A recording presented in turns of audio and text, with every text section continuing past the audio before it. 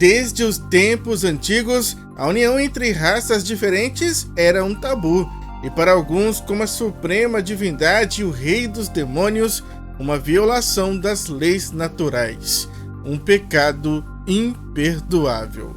No entanto, com o fim da Era dos Deuses, a guerra entre os clãs terminou, desencadeando até mesmo uma unificação entre eles. E como símbolo dessa união, nasceram os primeiros híbridos da história. Aqueles que são o resultado do acasalamento entre raças diferentes. Como é o caso do Tristan, por exemplo, que é o resultado da união entre Meliodas e Elizabeth, um demônio e uma deusa respectivamente. E o Lancelot, que é o resultado da união entre Ban e Elaine, um humano e uma fada. E claro, além deles, ainda teremos os filhos de King e Diane, que serão híbridos de um gigante e uma fada.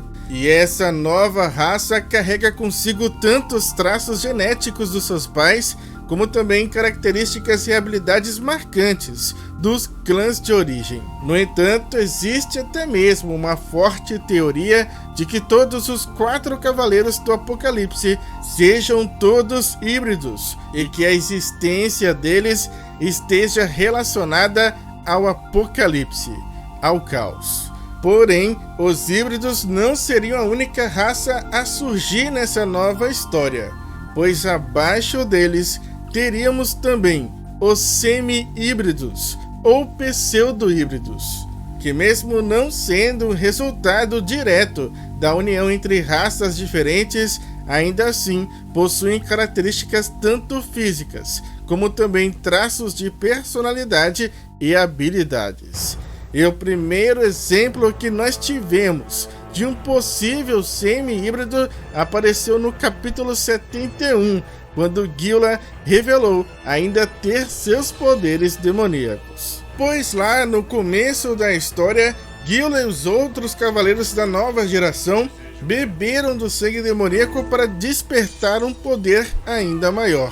No entanto, aqueles que não morreram automaticamente quando beberam do sangue acabaram mais tarde se transformando literalmente em demônios irracionais, mas graças aos 7 pecados capitais e outros cavaleiros, o responsável por esta transformação, um pequeno parasita demoníaco, foi destruído um a um dos corpos destes cavaleiros. Mas a Gila acabou sendo a única a não ter este parasita removido do seu corpo, pois o Galter usou seus poderes para alterar sua memória, fazendo ela acreditar que despertou sua magia de outra forma.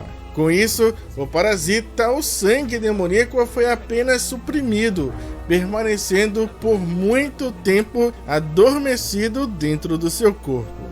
Mas, como a gente pôde ver, em algum momento esse poder demoníaco despertou novamente, mas desta vez ela conseguiu suprimir os pensamentos negativos para conseguir controlar esse poder. No entanto, mesmo tendo este controle agora, ela ainda passa por uma transformação, adquirindo características físicas bem visíveis do clã dos demônios, como também uma leve alteração na sua personalidade que se torna mais selvagem. Então faz sentido dizer que ela indiretamente é metade humana e metade demônio, já que corre em suas veias o sangue e o poder dos 2 clãs, a tornando, portanto, um semi ou pseudo-híbrido, e ela pode não ser a única.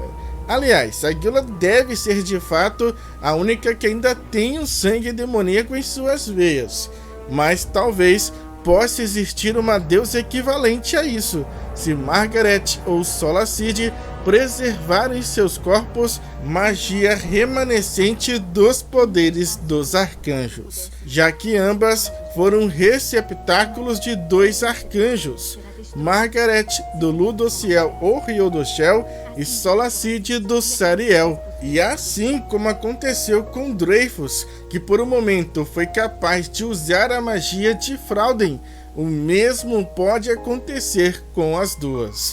A magia remanescente dos arcanjos pode não apenas lhe conceder acesso a alguma habilidade ou magia das deusas, mas como também modificar permanentemente seus corpos, fazendo delas metade humano, metade deusa. Mas se por acaso nenhuma das duas despertar nenhum poder, existe talvez uma grande possibilidade dos seus filhos então despertar. Uma magia remanescente que permaneceu adormecida e que só viria despertar em seus herdeiros. Neste caso, nós já temos o nosso primeiro exemplo, Xion.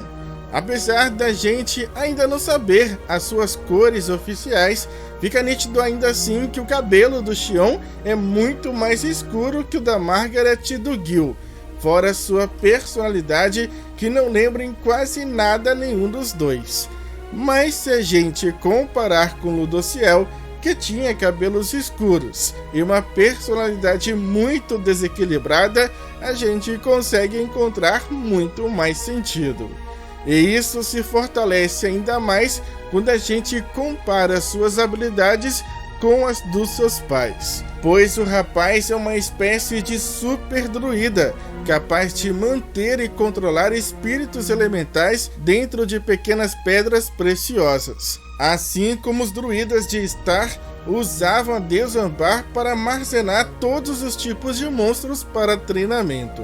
Além disso, os feitiços dos druidas ou até mesmo das próprias deusas também envolviam cantos mágicos, semelhantes ao que o Xion usa quando ativa sua magia, embora seus cantos sejam mais curtos e incluam alguns símbolos estranhos. Portanto, é bem possível que Xion tenha herdado parte dessa magia remanescente, magia que lhe concedeu essas habilidades e que também influenciou de um certo modo na sua personalidade e características físicas, o tornando também de uma certa forma um semi-híbrido.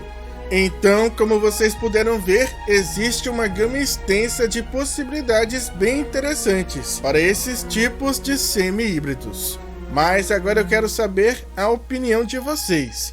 O que vocês acharam dessa teoria dos pseudo-semi-híbridos? Quais outros personagens vocês acreditam que possam fazer parte dessa nova raça ou clã? Deixa aí a sua opinião nos comentários. Vamos continuar nossa conversa aí. Eu espero de coração ver todos vocês novamente no nosso próximo vídeo. Muito obrigado, falou, fui, é nóis!